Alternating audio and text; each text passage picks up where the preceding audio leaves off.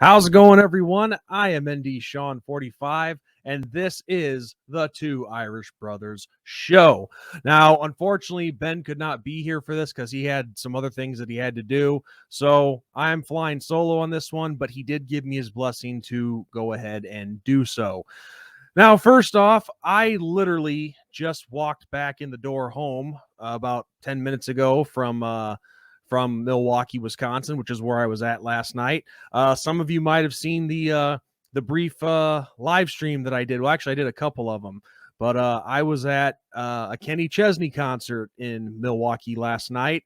To be honest with you guys, new country really isn't my thing, but I got to tell you, I had a pretty good time. And to anyone who saw the couple of live videos that I did last night, if it was kind of grainy, the only reason for that was because I was trying to zoom in and give you guys the best view that I possibly could. But also real quick, I want to give a special shout out to my stepmother, who put all that together for us. That was our family's Christmas present. And even though I'm not a country fan, I like old country, but not new country. I can't thank her enough for doing that. And also to our good friend, who I'm not going to name because I respect her privacy, but she works closely with Kenny Chesney, and I thank her very much for all the stuff that she did for us as well. So if you guys happen to see this video, thank you both so much, and you both are amazing people that I have in my life. So anyway, with that said, let's get to this week's action of USFL football. And there was plenty of action this week. So let's take a look at what happened. For starters, Friday night, we had a little battle between the Tampa Bay Bandits and the Michigan Panthers.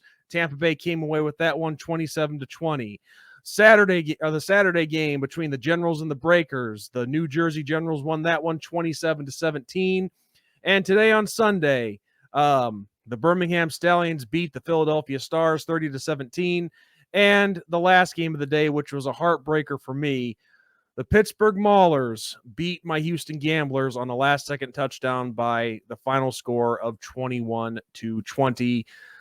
Very frustrating.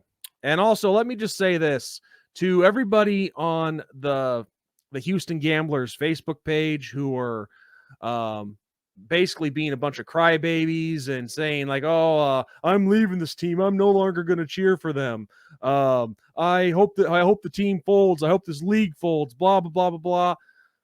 Quit being a bunch of crybaby bitches and just be fans. Okay. This is the team that I picked. This is the team that you picked. Show some actual fanhood and quit saying that obnoxious crap after only 5 games. Okay.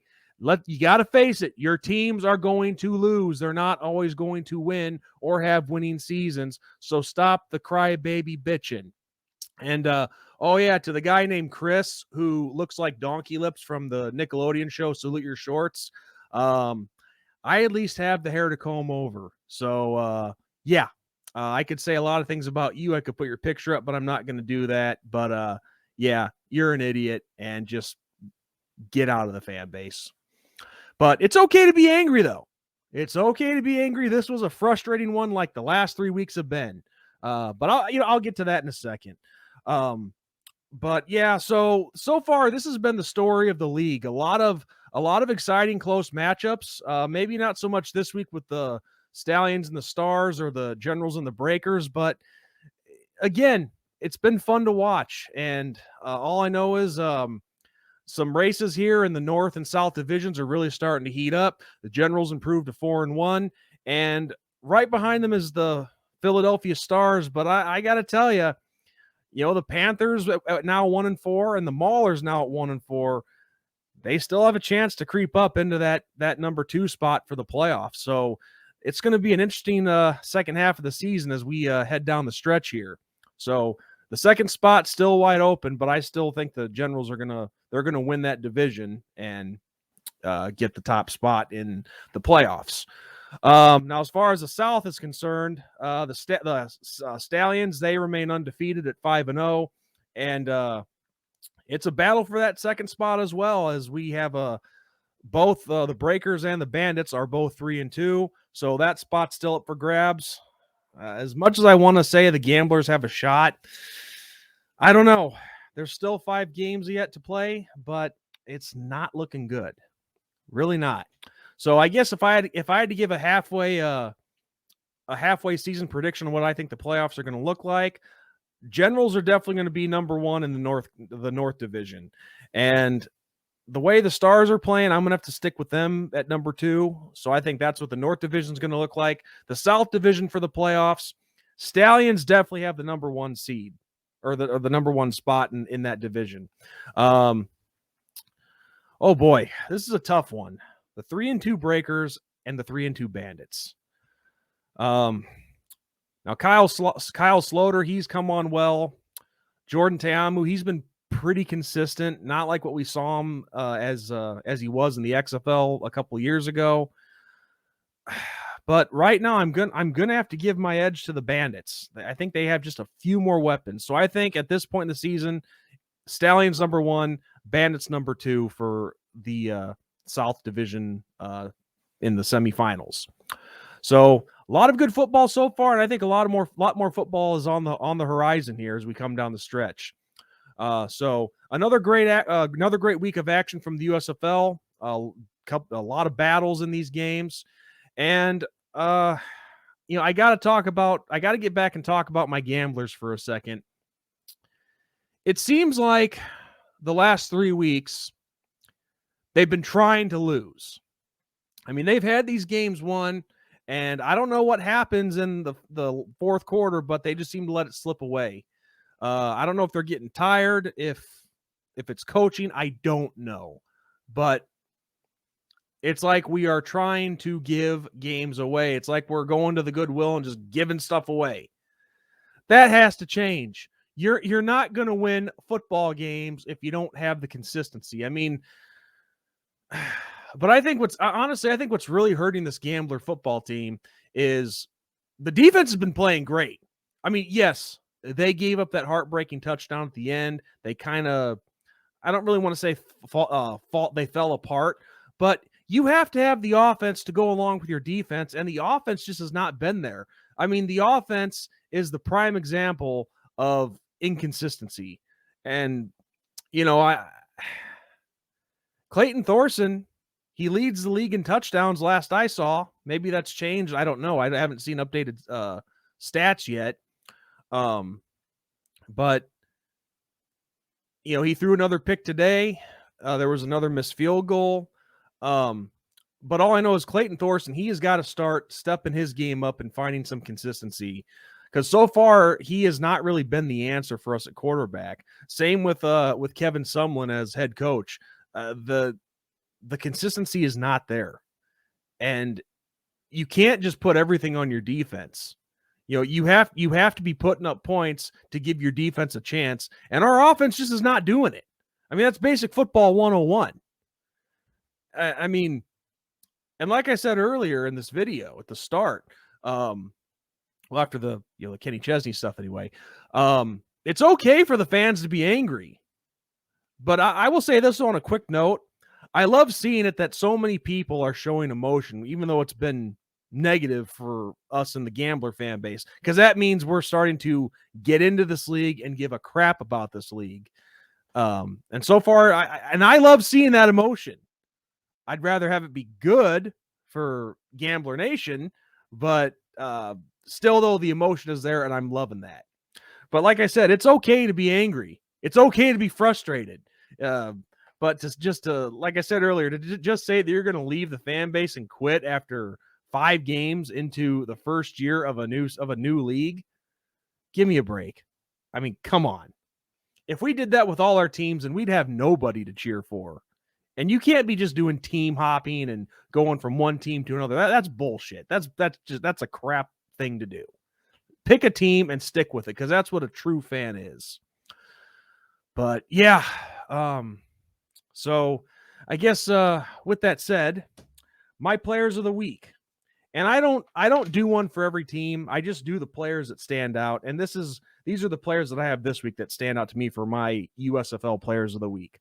First off, 2 from the Tampa Bay Bandits. We have John Franklin III, 81 yards, 5 catches, 1 touchdown. Linebacker Christian Sam, 7 tackles, 1 tackle for loss, an interception, and 3 pass deflections.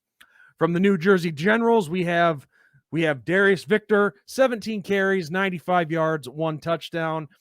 From the Birmingham Stallions, quarterback Jamar Smith, 17 of 22, 203 passing yards, 1 touchdown. And running back CJ Marable, 23 carries, 114 yards, 1 touchdown. From the Philadelphia Stars, we have linebacker Josh Banderas, 12 tackles, 3 tackles for a loss, and 2 sacks.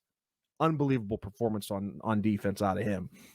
From the Maulers, we have and this guy, even though it sucked losing to these guys today, this kid was impressive.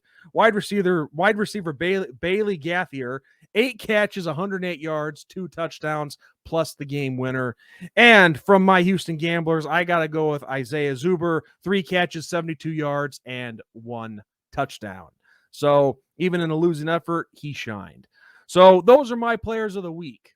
And now we move on to week 6, the second half of the season to get underway. And this is where all the good stuff happens. This is where the playoff picture really starts to take shape.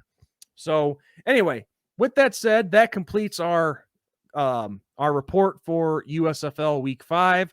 Now, the other part of this video, where the part where it says we're making things interesting. So from every game from here on out, Ben and I are going to start making bets.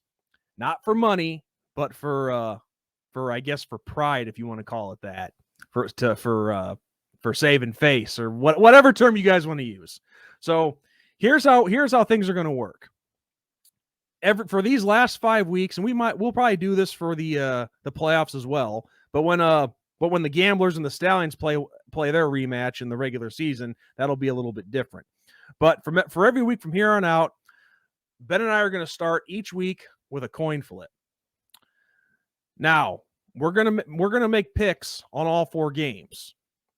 So here's how it's gonna work. We're gonna flip this coin, and whoever wins this coin toss, they get dibs at the first game that they want to pick. So the winner gets to pick the game that the winner of the coin toss picks. They get to pick whichever team they want. The one who lost the coin toss is automatically stuck with the other team. And then after that initial coin flip, we're going to rotate.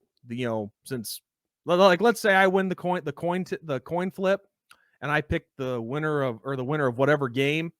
Then Ben will pick the next. Then I'll pick the one after that, and then Ben will pick the 4th game. I hope that makes sense. So at the end of each week, whoever wins the most games, in this case, it's got to be 3 out of 4. The loser gets punished. And that punishment is of the winner's choice. And we're going to keep it within reason, okay? Nothing that'll get us arrested or anything like that. More of like a humiliation kind of thing. Something that'll just be a good comedy for you guys, the viewers. So yeah, that's how it's going to work. Now, if we tie and it's 2-2, nothing happens. So that's how it's going to work. Now, in this initial coin toss, even though Ben's not here, I talked to him earlier. I gave him the honors just since he's not here, and he has officially called heads. So here we go with the coin flip.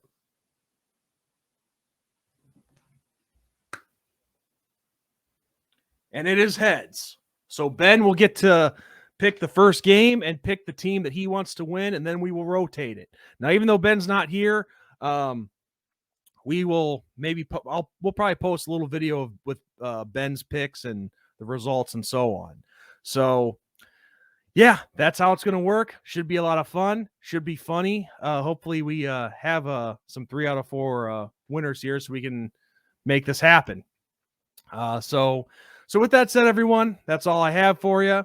And for Irish Benjamin 57, who unfortunately isn't here, I am ND Sean 45. And as always, God bless, good night. And for myself, go Gamblers, even though it hurts right now.